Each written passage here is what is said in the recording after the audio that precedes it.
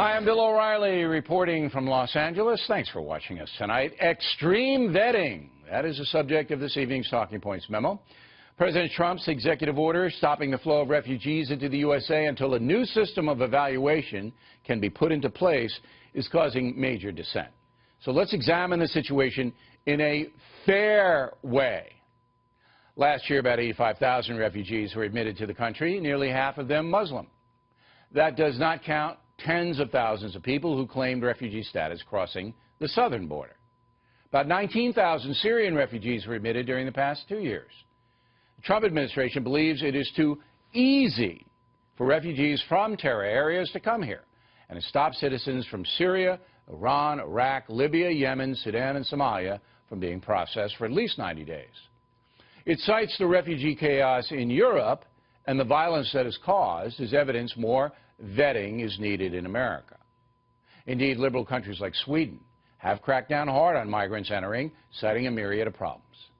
It is worth stating for the record that the massive flow of mostly Muslim refugees would not be happening had President Obama and the West not retreated from the Middle East and North Africa, allowing ISIS and the Syrian dictator Assad to murder at will. That's what this is all about. Also, and I bet you didn't know this, President Obama stopped most refugees from Iraq from coming to America in 2011. Barack Obama put a pause for 6 months on refugees coming from Iraq back in 2011. I don't remember protesters and I don't remember lawsuits. So I think the bigger question, if this is a temporary pause, which is designed for us to improve and look at our vetting processes, and it indeed temporary, I don't necessarily think that's an outrageous idea. Now, here in the USA, we've had our share of migrant terror. All 19 Muslim killers on 9/11 walked on in here. So did the Boston Marathon murderers, Muslims from Central Asia.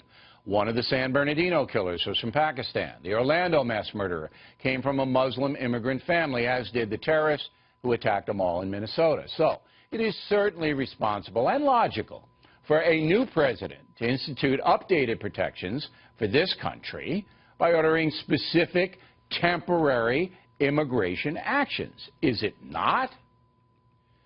However, it's also responsible for a federal judge to order that foreigners with the proper credentials already issued not be punished.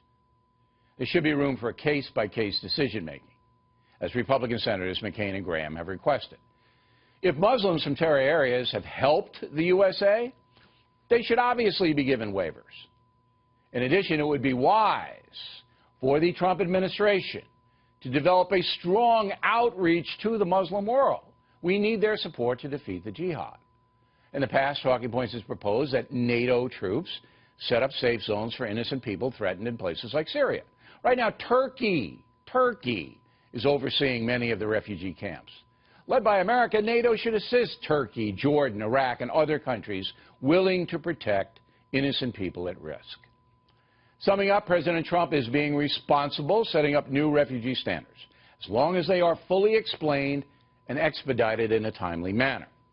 We don't want to tarnish the message the Statue of Liberty sends.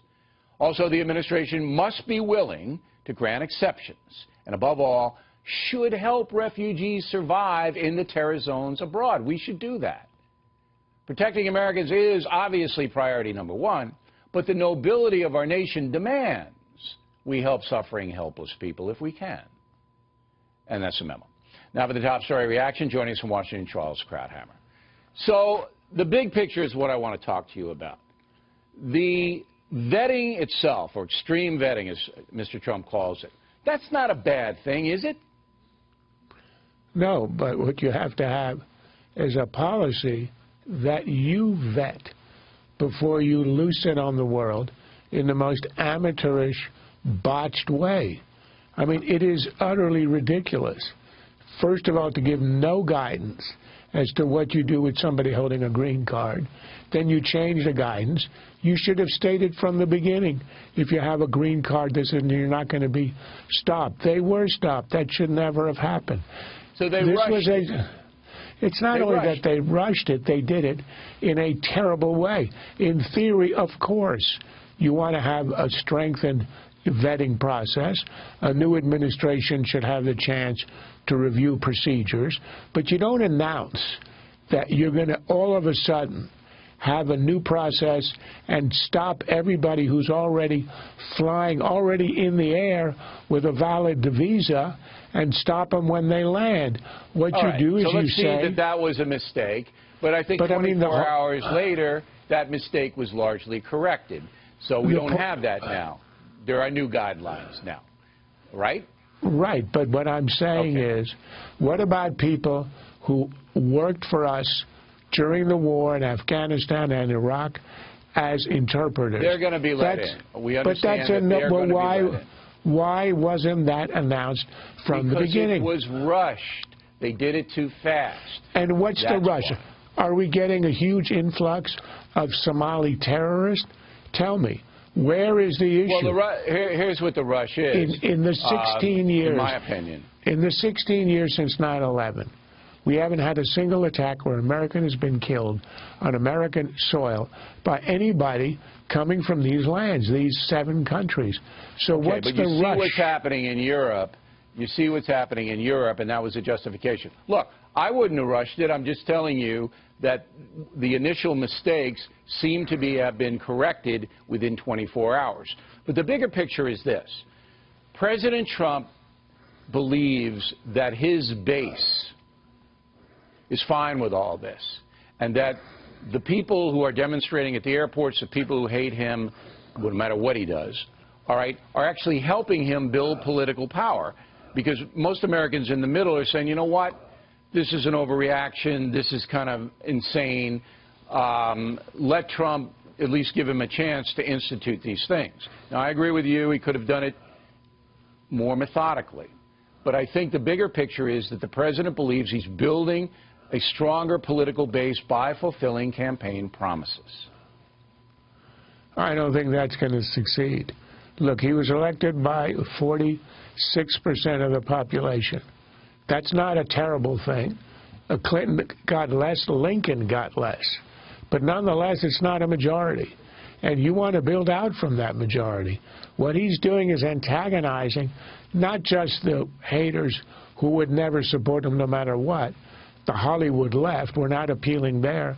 We're talking about ordinary folks who support the idea, for example, of the vetting process. That so it you should believe be that this order, see, I think I depart from you on this, but I could be wrong.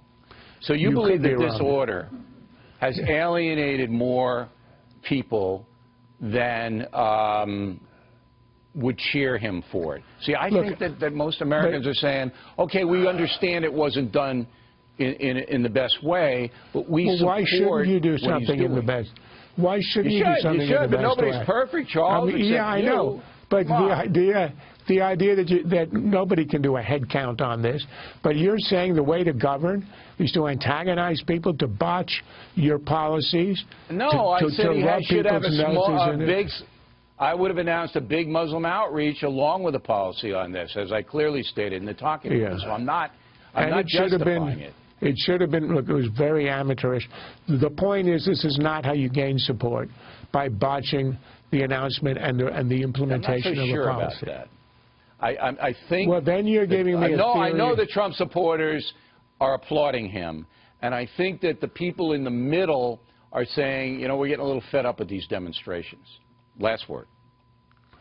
I think what they're saying is, you know, we are America. We do welcome refugees. We've liberated more suffering people in wars for the last 100 years than any country in history. We are proud of that. Why should we act contrary to that? For no particular reason. That's why we need that outreach. We are not safer today than we were a week ago, and that's the point.